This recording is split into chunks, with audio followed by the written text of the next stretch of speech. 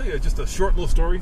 Tell me a story. I was in Germany a few years ago at the press launch of the new Volkswagen Touareg, as the British say, and they have different waves come in. American journalists, European journalists. And I was obviously in the American wave, so I got to drive the hybrid, and I got to drive the diesel, which is a 6-cylinder, and then I accidentally got into this Touareg, and I floored it, and it like pushed my face back like this. It was like, oh my God, what the heck is that? And I did not know this, but in Europe they get an 8-cylinder. That's right, they do. They get all the good stuff in Europe, don't they? 8-cylinder diesel, and the amount of torque that thing produced was greater than like an American dually. And that's where I became sold on diesels and torque versus gas and horsepower. I mean, horsepower is important. You know, top speed, of course, V8, Hemi sound, all that is great, but there's nothing like a lot of torque.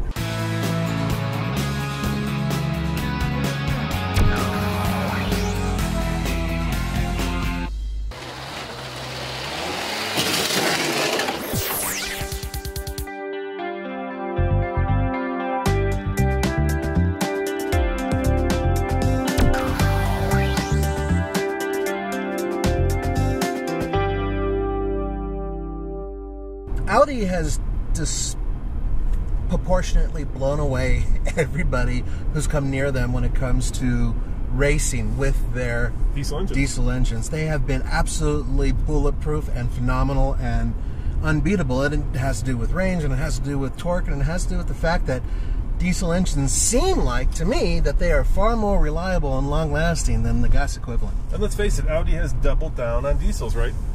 They certainly have. And I mean, what are we getting right now, average? What, 30 miles per gallon right now? 30 miles per gallon. And you're driving like a schmuck. I am driving like I stole it.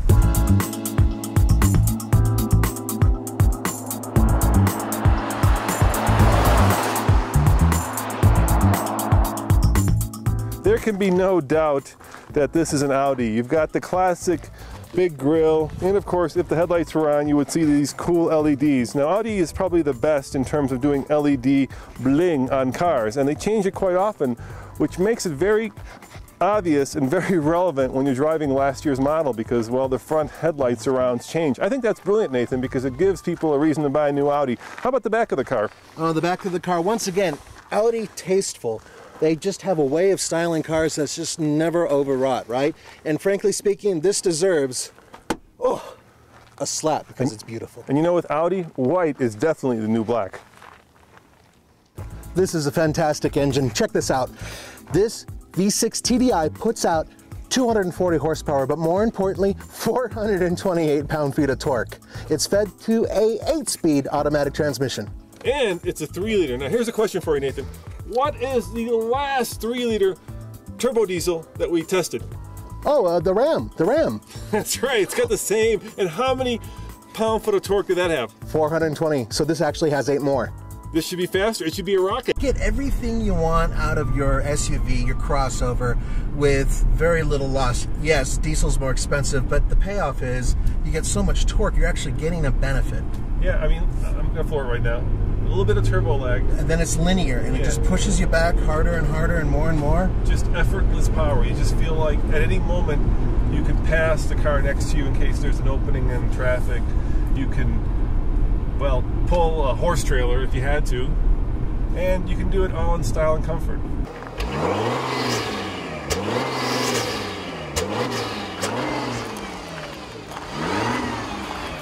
That's the thing about these cars, man. You don't hear it, I know. Well, I hear the radio. Yeah, your High School Music. Well, you know. Shut this damn thing off. I told you, it's a little complicated. Curse you, MMI! But you know what? You can't hear torque, you can feel it. So let's take it 0 to 60 and you can really feel the power. You won't hear it. Fair enough. 428 pound-feet of torque. This is a little vehicle. I mean, it's really not that big. No, it's not. And it's got so much torque that it will pull your face off. I love it. But it is expensive. $51,000. It's a lot of money. It is a lot of money. And you don't get, like, cooled seats? I know, you don't. I mean, that should be standard. At least cool my butt in such a hot car, right? But you do get this really nice panoramic sunroof, and I'll open it up. Why don't you show them? Oh yeah, this would be cool. Take the camera down. Yeah, camera coming down. Give them a little blink of what's going on. Check that out. Going all the way back. Yeah. Look at the size of this thing. Takes up most of the car. One of the biggest ones I've seen. Now, to my mind, Audi does some of the best interiors in class. But having said that, this interior is starting to feel just a little bit dated. The screen feels a little bit too small. Audi's MMI, well, it's getting better, but it's still a little too convoluted. Having said that, I can tell you that everything feels expensive. All the materials are nice to the touch. And you know what? Even an older, aging Audi interior, I think is still better than a lot of the manufacturer's brand new interiors. Now this car does compete in a very crowded market segment. Cars like the RX 350 Lexus. Yeah, the Lexus, that's right. BMW, of course, the X3, Mercedes-Benz GL. The Cadillac SRX. Yeah, K. You know, we can go on and on. There's a lot of cars that go for this audience and buyer. And I think this one, in my mind, is my favorite. It drives not quite like a sports car, but certainly sporty. You can really feel what the wheels are doing. There's a great sense of comfort, yet at the same time, it's in that kind of German Autobahn way, sporty, that it feels like if you wanted to flog it around a canyon, it would be happy to dance with you. I call it the Schnell Diesel. The weight on the steering is ideal, especially for a crossover, and the seating position is excellent. The seats are very comfortable. It has 19-inch wheels with Scorpions on them, right? Yeah. These Scorpions are mud and snow, and they still have relatively good grip. Right, here comes the breeze. Look at this. Look at that. Yep. A little bit of scrub, but I came out of that corner. Well, because you can feel the rear end pushing you around the corner as well, which is something you're not going to feel in a lot of the competition. I can't get it out because Roman's driving like an idiot, and I'm terrified.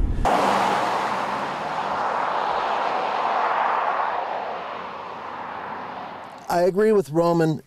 This is a fantastic interior. With that said, the back seat is a little tight, so I'm sitting behind myself, and frankly, I'm losing a little bit of knee room, so it's a little tight.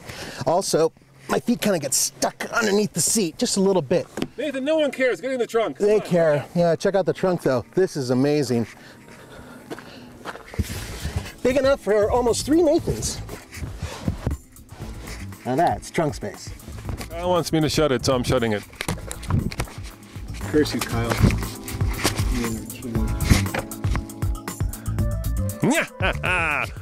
Why does this mic look like a bug? That's not much of a curse, Nathan. There's so much room back here, and that's with the seats up. Yeah, it's really impressive, and I love the fact that everything here feels so nice, because you always lock me in the trunks for so long. It's actually comfortable for a human being. Check this out. Look at that. Whoa. Oh, yeah. Look at that. Oh, there you go. Yeah. Oh, look at that.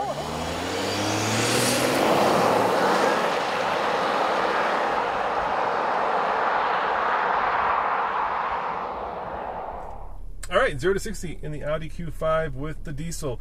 Now we are at a mile above sea level as always. I've got the air conditioner off. I've got it in sport mode. I do have paddle shifters, but I'm not going to use them because they tend to be slower than the car can shift itself. So here we go. There it goes. Oh, there goes the power. And here comes 60 right there. Look at that. Look at that, ladies and gentlemen. That is crazy fast. 7.18 seconds to 60. And if you were at sea level, you could easily subtract a second from that. So you'd be at about 6.18.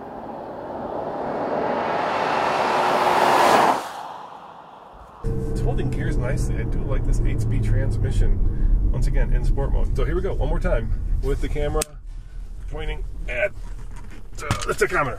All right, see if we can go a little faster. Waiting for that to reset. Give it a little brake torque. Oh yeah. Look at it pop those gears. 50 and 60 right there. Oh, identical. That is unusual to get the exact same time, 7.18. Well, no launch control needed. 7.18 is what this car got. Nathan bet me 7.5. He was close, but I went a little faster.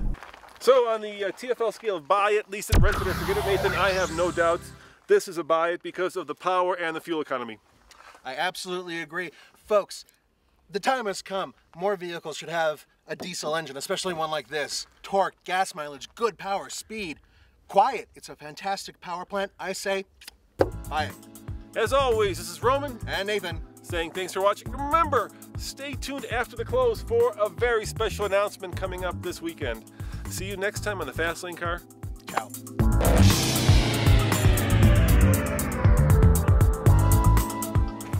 Nathan, why don't you tell them what we're covering this weekend? We're going to Austin to cover Formula One. Yes, the first time ever, the first TFL Formula One coverage from the Racetrack of the Americas, right? That's right, Circuit of the Americas. Circuit of the Americas. Well, I've got tickets. You have the tickets? No, I don't have the tickets. You have the tickets? Kyle, do you have the tickets? No, Andre had the tickets. Andre had the tickets? You're joking. Dude, he's already on a plane. You mean Andre's covering the race? He's going to... Andre! Curse you, Andre!